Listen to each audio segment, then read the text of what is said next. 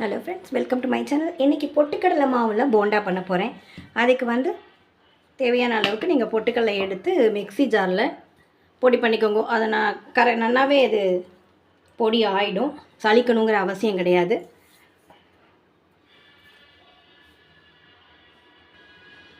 பவுலில் வந்து 2 ஸ்பூன் நெய் ஃபஸ்ட்டு விட்டுருக்கேன். 2 ஸ்பூன் அளவுக்கு இதில் அரிசி மாவு, பொட்டுக்கடலை மாவில் பண்ணுறதுனால கிறிஸ்பினஸ் வேணுங்கிறதுக்காக கொஞ்சம் அரிசி மாவு இதோட போட்டுருக்கேன். இதுக்கு தேவையான உப்பை நான் போட்டுக்கிறேன்.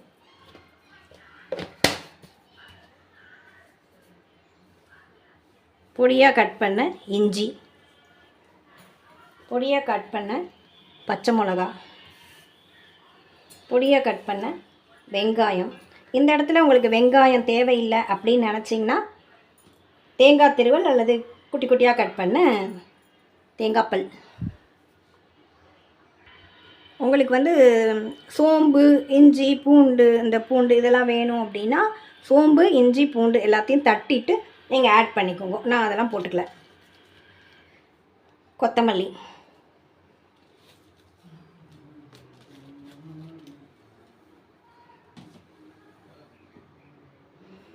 இப்போ கொஞ்சம் கொஞ்சமாக நம்ம வந்து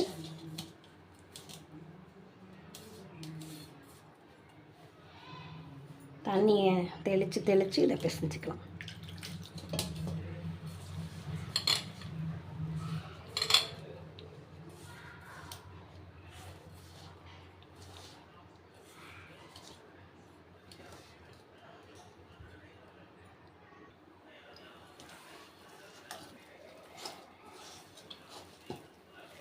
தண்ணி கொஞ்சம் கூட போனாலும் தப்பு இல்லை, வேணும்னா துளி அரிசி மாவும். எப்பயும் சொல்கிறது தான், மெஷர்மெண்ட் அப்படின்னு கரெக்டாக அளவு எடுத்தெல்லாம் எதுவும் பண்ண முடியாது. அதனால் கொஞ்சம் கூட போனால் பொட்டுக்கடலை மாவையோ அல்லது அரிசி மாவு 1 ஸ்பூனோ போட்டு நம்ம சரி பண்ணிக்கலாம். அது மாதிரி நம்ம சுட்ட எண்ணெயை வந்து ரொம்ப யூஸ் பண்ணக்கூடாது இல்லையா, மறுநாளே தீர்த்துடணும் கொஞ்சம். அதனால் கொஞ்சமாக வச்சு நம்ம பண்ணிக்கலாம். கடைகள்லாம் வந்து பெரிய வானிலையில் வச்சு பண்ணுறாங்கன்னா எகெயின் அண்ட் எகெயின் அந்த சுட்ட மாவை யூஸ் பண்ணி தான் கொடுக்குறாங்க. ஆனால் நம்ம வீட்டில் பண்ணும்போது நல்ல விஷயங்களை மட்டும்தானே ஃபாலோ பண்ணுறோம். கெடுதல் ஏற்படுறது அப்படின்னா நம்ம பண்ண மாட்டோம். அதனால் கொஞ்சமாக பண்ணிக்கலாம்.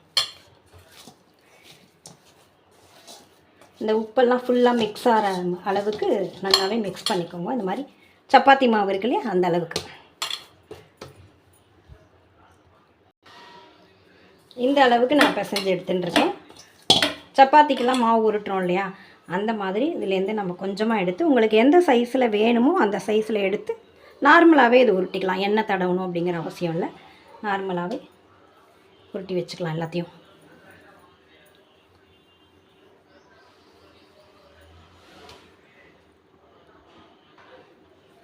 அடுப்பில் ஆயிலை வச்சுட்டு உருட்டினா நமக்கு கரெக்டாக இருக்கும் டைம். தேங்காய் போட்டு பண்ணால் அது ஒரு டேஸ்ட்டு தான். சில நாட்களில் வந்து ஆனியன் சேர்த்துக்க மாட்டோம் இல்லையா, அந்த டைமில் டிஃபன் வேணும், ஈவினிங் ஸ்நாக்ஸ் வேணும் அப்படிங்கும்போது இது பண்ணிக்கலாம். கடலை மாவு ஜாஸ்தி சேர்க்காமல் அவாய்ட் பண்ணுறது நல்லது. நம்ம பஜ்ஜி எல்லாமே அடிக்கடி சாப்பிட மாட்டோம் இல்லையா, அந்த மாதிரி இதுக்கு பயப்பட வேண்டாம். பொட்டுக்கடலையெல்லாம் தைரியமாகவே சாப்பிடலாம். இது பொட்டுக்கடலை வந்து நம்ம வந்து வெயிட் இன்க்ரீஸ் ஆகும், அதுக்கு சிறந்தது இதுக்கு சிறந்தது சொல்ல முடியாது. ஏன்னா நம்ம டீப் ஃப்ரை பண்ணி சாப்பிட்றது வந்து கெடுதல் தான். பொரிச்ச ஐட்டங்கள்லாம் வந்து குறைச்சிக்கணும். ஸ்நாக்ஸ் அப்படிங்கும்போது நம்ம இதை அவாய்ட் பண்ண முடியாது.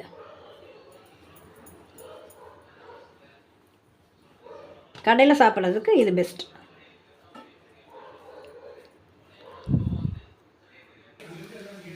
இப்போ நான் குட்டி குட்டியாக உருட்டின்னு இருக்கிறத ஃபஸ்ட்டு போடுறேன். 2 டைப்பாக உருட்டின்னு இருக்கேன். பொட்டுக்கடலை மாவில் நானும் இப்போ தான் ஃபஸ்ட் டைம் பண்ணுறேன். அதனால் போட்டுட்டு ஒரு 2 ஸ்டெப் கொஞ்சம் பேக் போயிடுறேன். நான் சீடை மாதிரி ஏதாவது வெடிச்சு கிடிச்சு பண்ணி எடுத்துன்னு வைங்க, நாக்கு சுவைக்காக ஆசைப்பட்டுட்டு மூஞ்சியெல்லாம் பபிள்ஸ் மாதிரி வந்து அலங்கோலமாக எடுத்துனா கஷ்டம். நல்ல வேலை வெடிக்கலை. இந்த மாதிரி பொரிக்கிற ஐட்டம் எல்லாம் வந்து நம்ம ஆயில் வந்து ஹீட்டாக இருக்கணும். ரொம்ப லோ பண்ணிட்டோம் அப்படின்னா, ஹீட் இல்லை ஆயில் அப்படின்னா, அந்த நம்ம என்ன பண்ணுறோமோ அதில் வந்து ஆயில் ஃபுல்லாக இழுத்துண்டு கிறிஸ்பியாக இருக்காது. ஹீட் இருக்கணும் ஆயில். இது நல்ல டேஸ்ட்டாக இருக்கும். உங்கள் சுவைக்கு தகுந்த மாதிரி நீங்கள் இஞ்சி பூண்டு சோம்பு அதெல்லாம் நீங்கள் ஆட் பண்ணிக்கோங்க.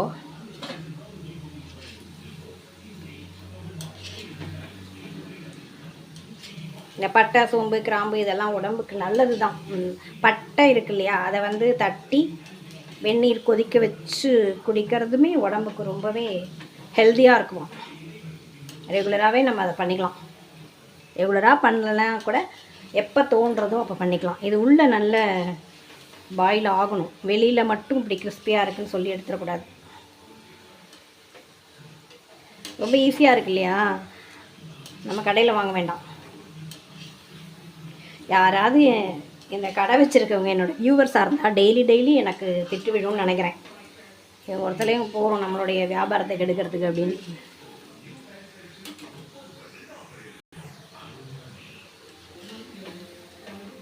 அதனால் அப்படின்னு நினச்சிக்க வேண்டாம்.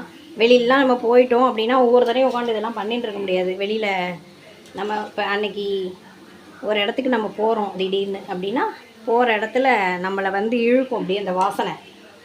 உளுந்து வடையே போட்டிருந்தாங்க, பருப்பு வடையே போட்டிருந்தாங்க அப்படின்னா அந்த வாசனை வந்து நம்மளை கூப்பிடும், சாப்பிட்டுட்டு போ அப்படின்னு. அப்போ நம்ம என்ன பண்ணுவோம், ஒவ்வொரு தடையும் நம்ம இந்த மாதிரி ஆற்றுல பண்ணி எடுத்துகிட்டு போய் பேக் பண்ணிட்டு போயெல்லாம் சாப்பிட முடியாது. அதனால் ஆபத் பாந்தவனாட்டம் அந்த கடைக்காரர்கள்லாம் வச்சுருக்கிறது. அப்போ சாப்பிட்டுக்கலாம்.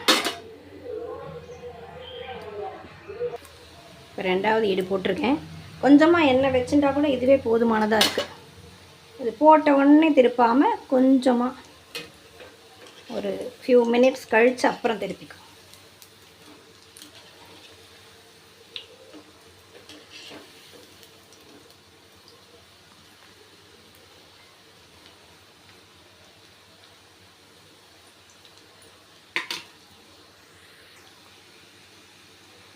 டேஸ்ட்டு சூப்பராக இருக்குது. நீங்கள் வந்து என்ன பண்ணணும் அப்படின்னா, ஒரு ஃபஸ்ட் டைம் ஒரு 5-6 போட்டு எடுத்த உடனே நம்ம வந்து அதை ஓப்பன் பண்ணி பிச்சு சாப்பிட்டு பார்க்கணும்.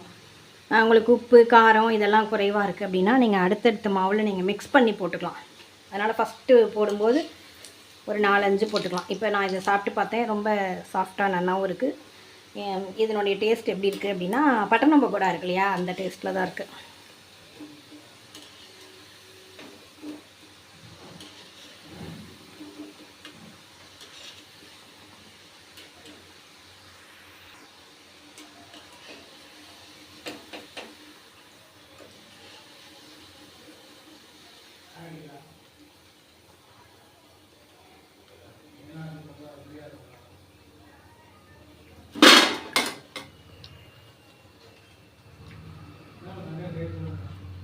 இப்போ பெருசாக உருட்டினதெல்லாம் போட்டுக்கலாம்.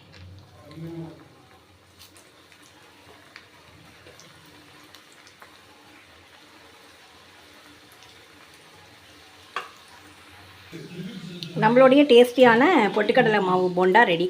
ட்ரை பண்ணி பாருங்கள் ஃப்ரெண்ட்ஸ். தேங்க்யூ வாட்சிங். தேங்க்யூ.